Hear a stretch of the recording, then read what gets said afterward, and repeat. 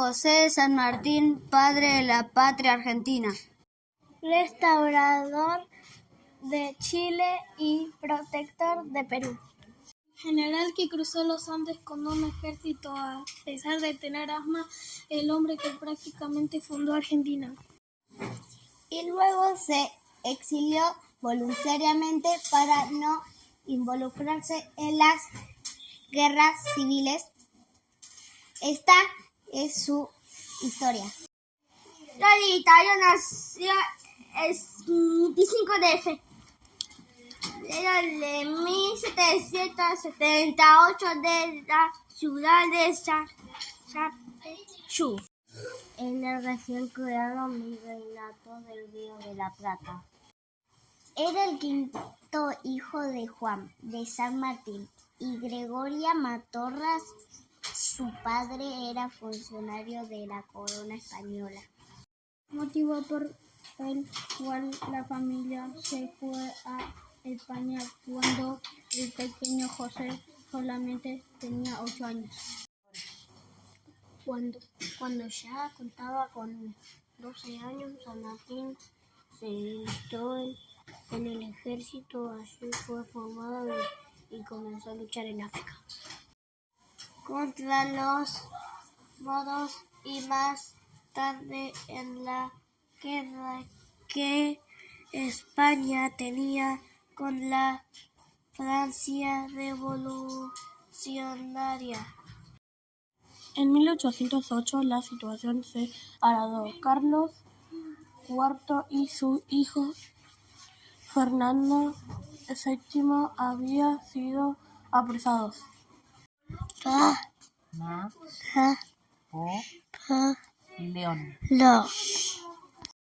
Obligados a abdicar a favor de su hermano José Bonaparte.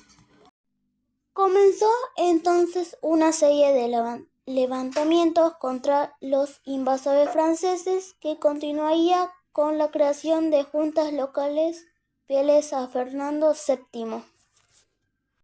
El 19 de julio de 1808, San Martín tuvo una participación destacada en la batalla de Bailén, donde sirvió como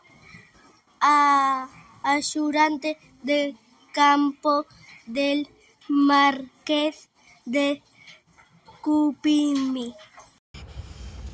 Gracias a la victoria obtenida, San Martín fue ascendido a teniente coronel.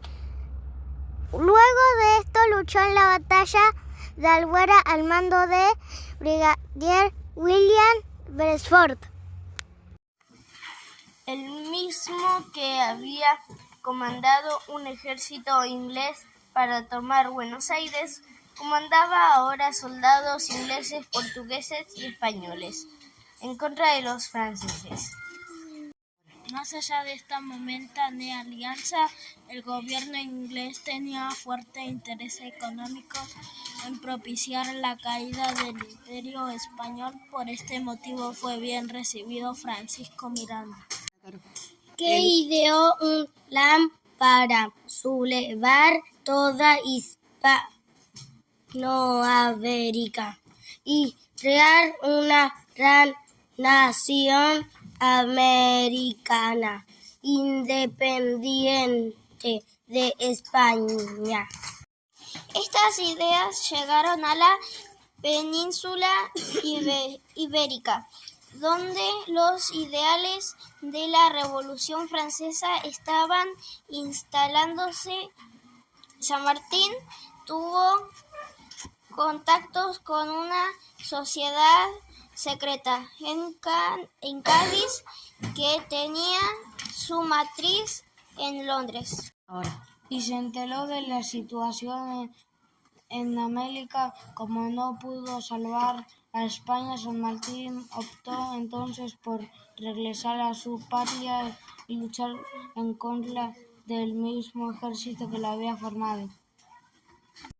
Viajó entonces a Inglaterra, donde se reunió con José Matías Saviola y Carlos María de Alvear, miembros de la Sociedad de Caballeros Nacionales, creada en Cádiz en Londres.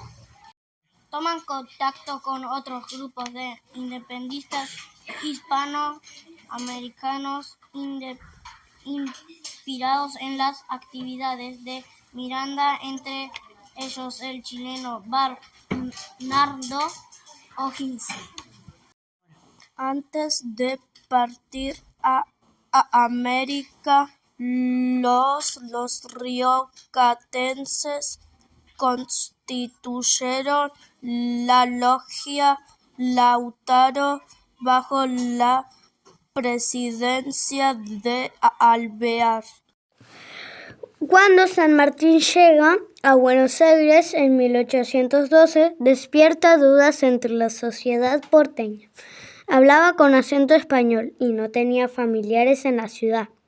Sin embargo, estas dudas pronto se disiparon al mostrar su adhesión a la causa independentista, y luego de que se casara con María de los Remedios de Escalada, hija de una de las familias más adineradas de la ciudad. En ese momento se encuentran en el gobierno Chiclana, Zárate y Paso. Este triunvirato con Bernardino Rivadavia como secretario poco hacían por dependencia los territorios de Hispanoamérica. La Logia Lautaro pronto encuentra adhesión entre los críticos del triunvirato. Curiosamente, el mismo gobierno plantaría la semilla de su destrucción al pedir al recién llegado San Martín la formación de un ejército de granaderos a caballo. San Martín les enseñó a usar el sable, armas de fuego y a montar a caballo al mismo tiempo les infundió una férrea disciplina a través de un estricto código de honor. Muy bien. Cuando el halo de tireme le mío tote, la noticia de la victoria de Belano. En abierta desobediencia a las órdenes recibidas por el triunvirato, La Logia Lautaro decidió actuar tomando la plaza. Con los granaderos de San Martín pusieron al triunvirato para poner un nuevo que respondería a sus intereses. Este segundo triunvirato envió a San Martín con sus granaderos a proteger riberas de Paraná de las incursiones realistas.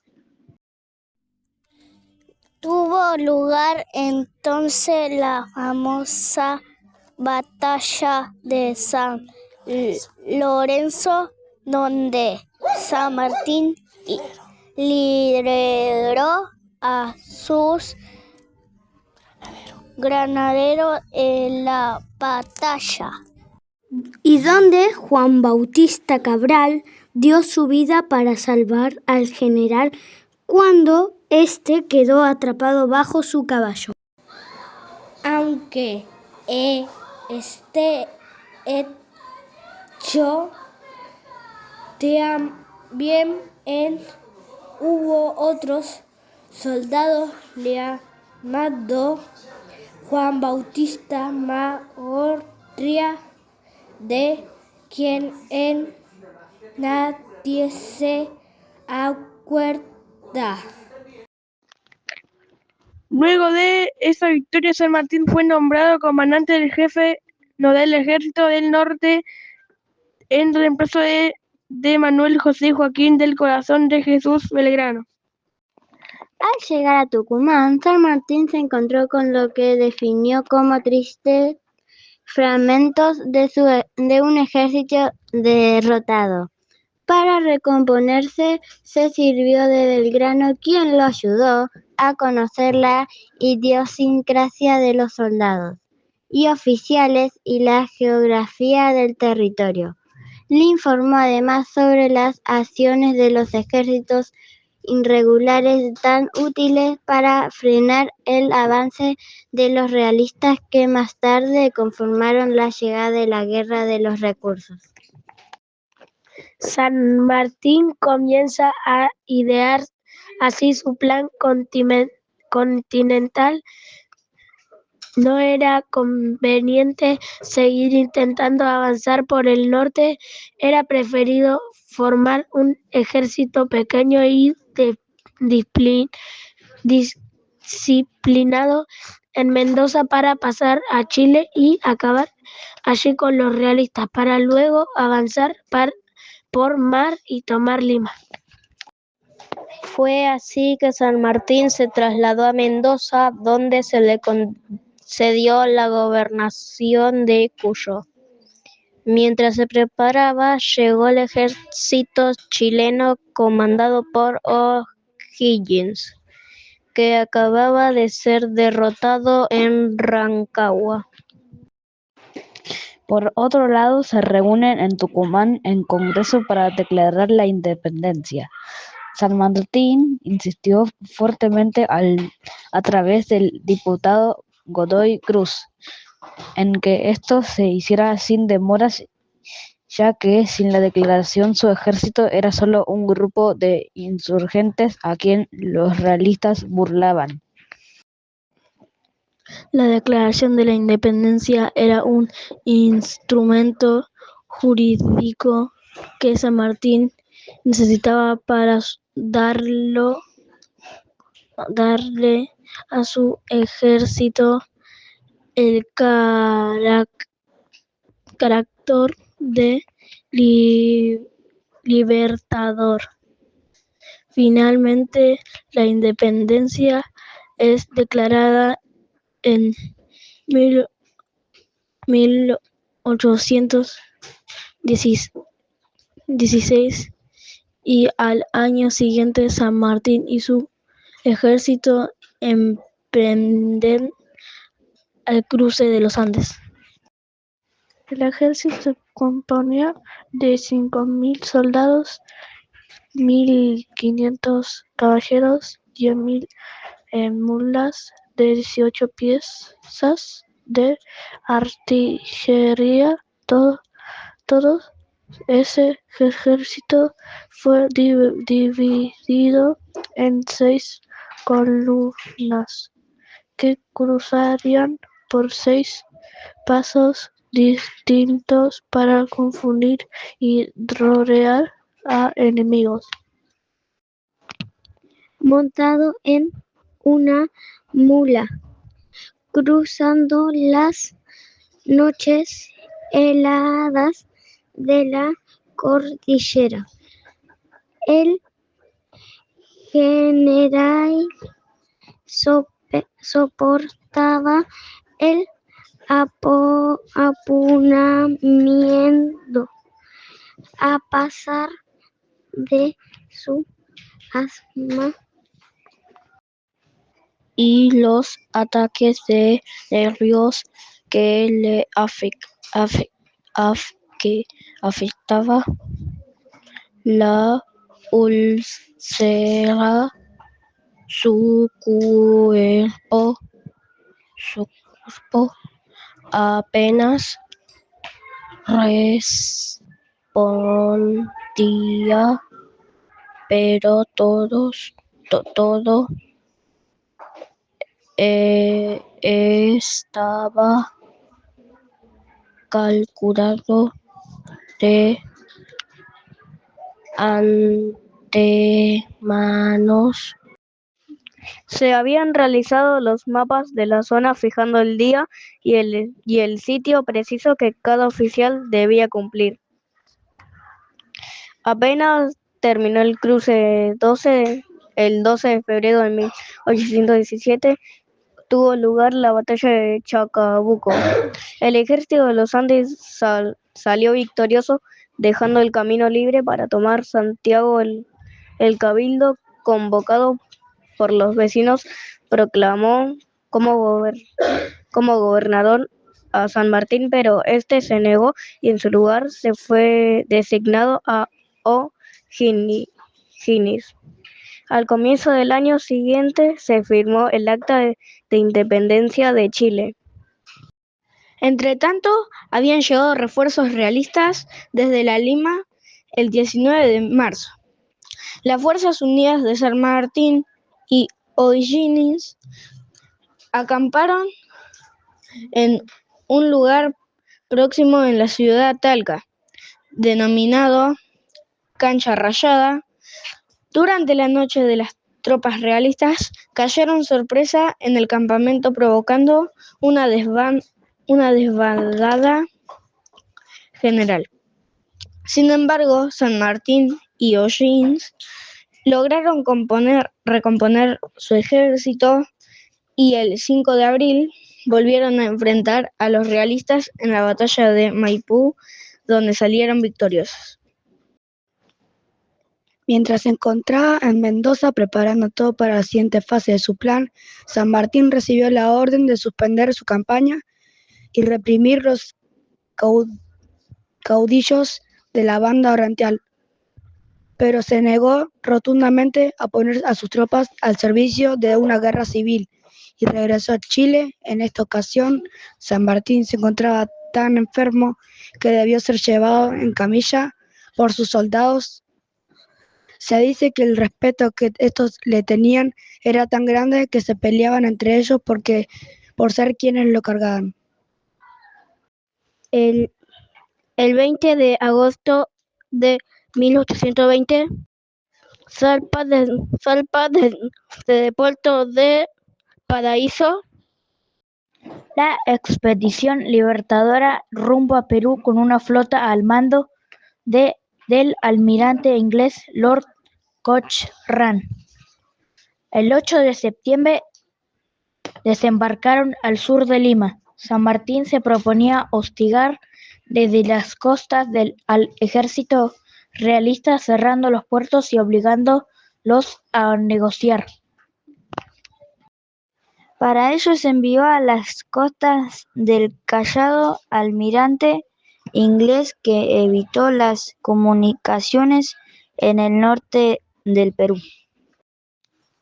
Ante la falta de decisión del virrey Pezuela, el descontento obligó a su renuncia y su reemplazo por el general José de la Serna. Luego de unas fallidas negociaciones, de la Serna se retiró al interior de Perú y San Martín ingresó en Lima, donde fue proclamado protector del Perú. Al año siguiente, Perú declaró su independencia y meses más tarde se produjo la rendición de la fortaleza del Callao. Sin embargo, todavía quedan 19.000 soldados realistas en las sierras y San Martín ya no tenía el dinero ni los soldados para emprender una campaña contra ellos. El gobierno de Buenos Aires se negaba a brindar ayuda, ya que la política oficial pasaba por su antiguo enemigo. Ahora el ministro de Gobierno, Bernardino Rivadavia, el almirante Cochrane, había desconocido la autoridad de San Martín y se apoderó del tesoro peruano, remitiendo a Chile. San Martín decidió entonces acudir al único hombre capaz de ayudarlo, Simón Bolívar. Para esto viajaba a Guayaquil a reunirse personalmente con él. En su reunión, el protector del Perú le pidió al libertador de Colombia que le diera los soldados que le faltaban para terminar de liberar América. Bolívar le dijo que el Congreso no lo autorizaría. San Martín le preguntó entonces dividir el ejército con él como su segundo, pero Bolívar se negó, así como también se negó a permitir elecciones de Guayaquil o que hubiese una monarquía en Perú. San Martín comprendió entonces que Bolívar no quería hacer causa común con él, por lo que prefirió alejarse y permitir que fuera Bolívar quien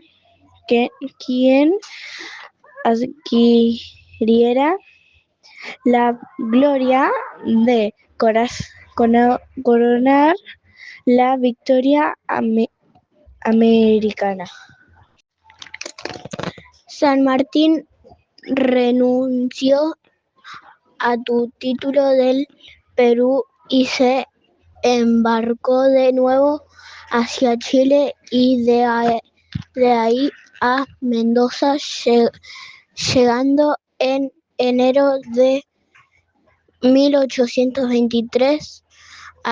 Allí recibe la noticia de que su esposa Remedios estaba muy enferma en Buenos Aires, demorado por Bernardino Rivadavia. San Martín llega demasiado tarde, meses después del fallecimiento de su esposa. Esto convenció a San Martín de que un retiro tranquilo en su patria era imposible. Las distintas facciones de las guerreras civiles lo querían para sus causas, negándose a desenvainar su sable para derramar sangre de gauchos. San Martín decidió exiliarse, llevándose consigo a su única hija, Mercedes, luego de una estadía en Londres y después en Bruselas. Se instaló en Francia.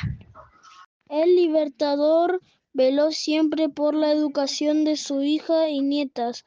En 1828, al llegar la noticia de la renuncia de Belgrano de Bernardino Rivadavia, San Martín intenta regresar a Argentina. Sin embargo, al llegar a Buenos Aires se entera que Lavalle había fusilado a Dorrego. Esto se sacudió fuertemente a San Martín, ya que ambos hombres habían servido en sus filas. Además, esto señalaba que las guerras civiles aún no habían terminado, por lo tanto, el general decidió no desembarcar y regresar a su exilio. En Francia, San Martín siguió de cerca los acontecimientos que sucedían en Argentina. En 1838, ante el bloqueo francés, llegó a ofrecer sus servicios a Rosas para combatir, a pesar que ya tenía 60 años. Más tarde, en 1843, a raíz del segundo bloqueo por las fuerzas anglo-francesas, y en oportunidad de un decaimiento profundo en su salud. Le dejó en su testamento su sable corvo a Juan Manuel de Rosas por haber defendido el país. En sus últimos años, San Martín, que ya para ese entonces era una leyenda viviente, recibió la visita de intelectuales y políticos de la naciente Argentina, entre ellos Juan Bautista Alberti y Domingo Faustino Sarmiento.